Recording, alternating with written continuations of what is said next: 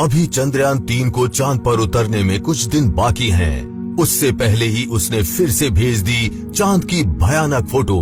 पिछली बार की तुलना में इस बार की फोटो बहुत ही ज्यादा भयानक है।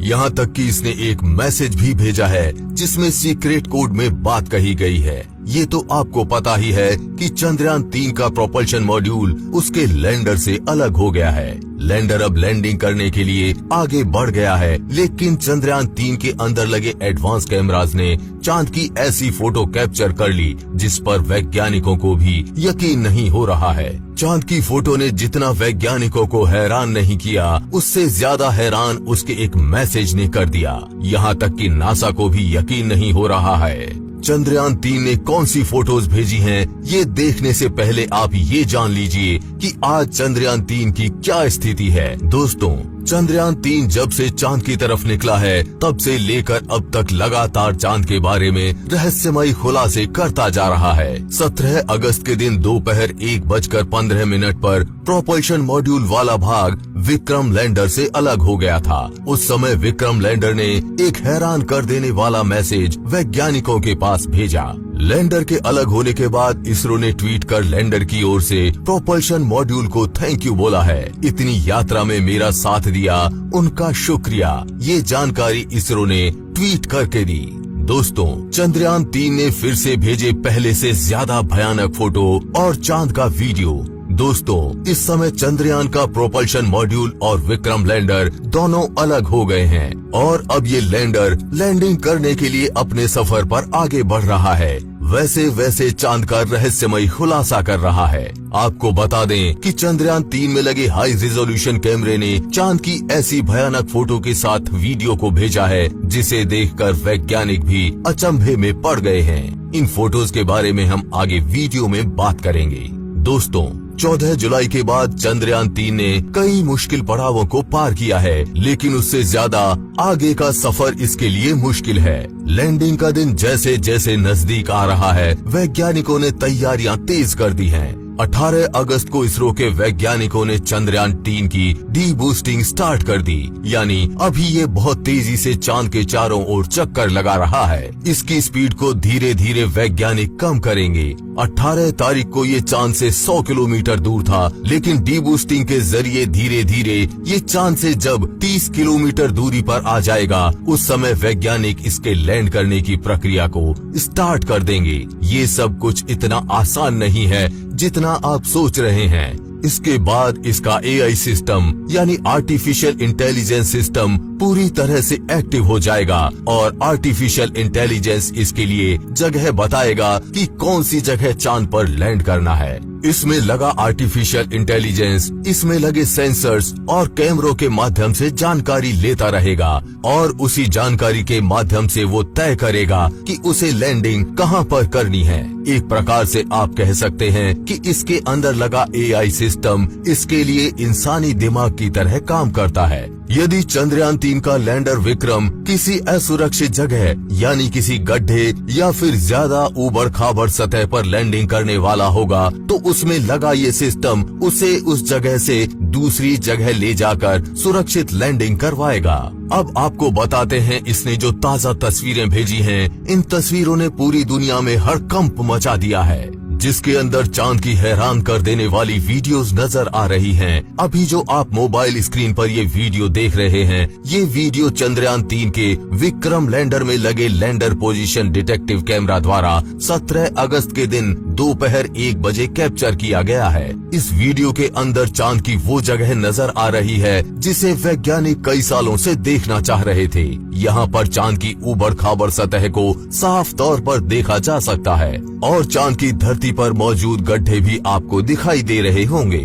पिछली तस्वीर की तुलना में इस तस्वीर में साफ तौर पर चांद की सतह को देखा जा सकता है। दोस्तों, रूस 2 दिन के बाद ही चांद पर उतरने का दावा कर रहा है, यानी रूस के वैज्ञानिकों की तरफ से कहा गया था कि 21 अगस्त को लूना 25 चांद पर उतरने का अनुमान है। अगर रूस 2 दिन ही लेट हो जाता तो भारत चांद की दक्षिणी ध्रुव पर उतरने वाला पहला देश बन जाता, लेकिन रूस ने हड़बड़ी में भारत के इस सपने को तोड़ने की कोशिश की है। अगर रूस का लूना 5 सही सलामत रहा तो वो चांद पर 22 अगस्त को सफलतापूर्वक सॉफ्ट लैंडिंग कर जाएगा, लेकिन यदि लूना 25 के साथ कुछ दिक्कतें आती हैं, तो हमारा चंद्रयान 23 अगस्त को शाम 5:27 पर चांद की सतह पर सफलतापूर्वक लैंडिंग करेगा। और अगर ऐसा हो गया तो हमारा देश चांद के दक्षिणी ध्रुव पर उतरने वाला दुनिया का पहला देश बन जाएगा। लेकिन चांद पर जाने के रास्ते में ये आखिरी पड़ाव बहुत मुश्किल माना जाता है।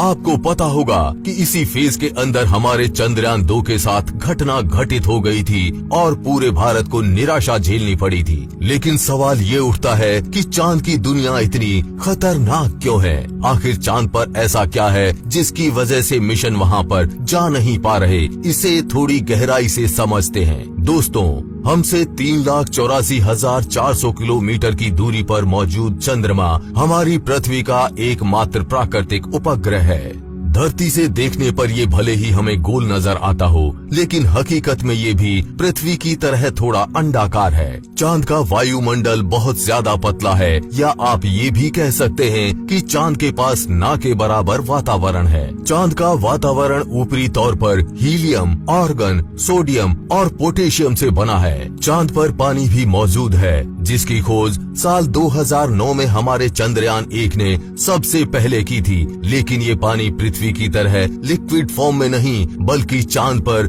या बर्फ के छोटे छोटे टुकड़ों में मौजूद है। वो भी बिल्कुल समतल जगह पर नहीं है, बल्कि कहीं खड्डों में बर्फ के रूप में जमा है। आपको शायद इस बात पर यकीन न हो, लेकिन चंद्रमा हमारी नींद पर भी खास असर डालता है, और ये बात एक रिसर्च में साबित हो चुकी है। दरअसल आज से 10 साल पहले स्विट्जरलैंड के बेसल विश्वविद्यालय में ये खोज की गई थी कि अमावस की रात में लोग ज्यादा गहरी नींद सोते हैं, जबकि पूर्णिमा की रात उन्हें नींद इतनी अच्छी नहीं आ पाती। अब इसकी वजह क्या है? ये सवाल अभी भी वैज्ञानिकों के लिए एक रहस्य बना हुआ है। आपने बहुत बार सुना होगा कि चांद पर बड़े बड़े गड्ढे मौजूद हैं, लेकिन इन सभी में सबसे ज्यादा बड़े और गहरे गड्ढे चांद के दक्षिणी ध्रुव पर हैं, और चंद्रयान 3 के विक्रम लैंडर को यहीं पर उतरना है। साथ ही इस इलाके में गड्ढे भी सबसे ज्यादा हैं। ये परेशानी भी वैज्ञानिकों के लिए बड़ी है, और इसका आर्टिफिशियल इंटेलिजेंस को पता लगाना है कि कहां पर गड्ढे ज्यादा हैं, और उन भयानक गड्ढों से चंद्रयान 3 के लैंडर को बचाना है। आप ये जानकर हैरान हो जाएंगे कि चांद के दक्षिणी ध्रुव पर एक ऐसा गड्ढा भी मौजूद है जो चंद्रमा का सबसे बड़ा गड्ढा है, जिसका व्यास 1000 किलोमीटर से ज्यादा और गहराई 8 किलोमीटर है। इतना ही नहीं, बल्कि हमारे पूरे सोलर सिस्टम का सबसे बड़ा गड्ढा है। दोस्तों, चांद के दक्षिणी ध्रुव को सिर्फ ये गड्ढे ही इतना खतरनाक नहीं बनाते, बल्कि बेहद ठंडा तापमान भी इस जगह के भयानक होने की एक बड़ी वजह है। असल में इस इलाके में कभी भी धूप नहीं पड़ती, जिसके चलते यहाँ कुछ हिस्सों का तापमान -50 डिग्री सेल्सियस तक पहुँच जाता है। ऐसे में कोई नहीं जानता कि यहाँ कौन से रहस्य छुपे हुए हैं। वैज्ञानिकों का अनुमान है कि चांद के इन गड्ढों के नीचे बेशुमार पानी हो सकता है, या फिर हो सकता है कि यहाँ हमें कुछ ऐसा मिल जाए जिससे ये पता चले कि दूसरे प्राकृतिक संसाधन जैसे सोडियम, मरकरी, मीथेन और अमोनिया का खजाना यही है। यही वजह है कि हमारे इसरो के वैज्ञानिक ने अपने चंद्रयान 3 को चांद के इस खतरनाक इलाके में भेजने का रिस्क उठाया है। लेकिन सवाल ये उठता है कि रूस और अमेरिका तो आज से करीब 50 साल पहले ही चांद पर पहुंच गए थे, पर उन्होंने चांद के इस इलाके में खोजने में दिलचस्पी क्यों नहीं दिखाई? क्या इसके पीछे कोई ऐसी वजह है जो हमसे छुपाई गई है?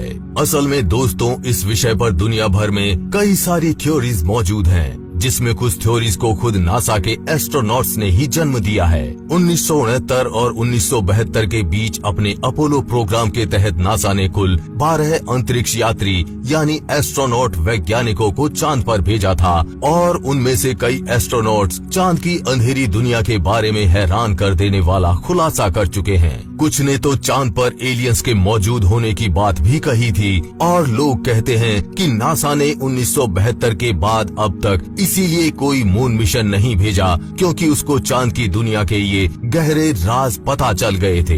हालांकि नासा की तरफ से इसकी वजह दी गई कि चांद पर ऐसा कुछ नहीं है जिसकी खोज की जाए, इसलिए अब इस मिशन पर और ज्यादा पैसा बर्बाद नहीं करना चाहता था। लेकिन दोस्तों, अगर आपको कहा जाए कि आपको चांद पर जाना है तो क्या आप चांद पर जाना चाहेंगे? बाकी जितने भी दावे हैं, उन दावों को चंद्रयान 3 क्लियर करने वाला है। जब दक्षिणी ध्रुव की पहली बार तस्वीर आएगी तो अमेरिका भी इसरो का लोहा मान लेगा। बाकी आज के इस वीडियो में बस इतना ही।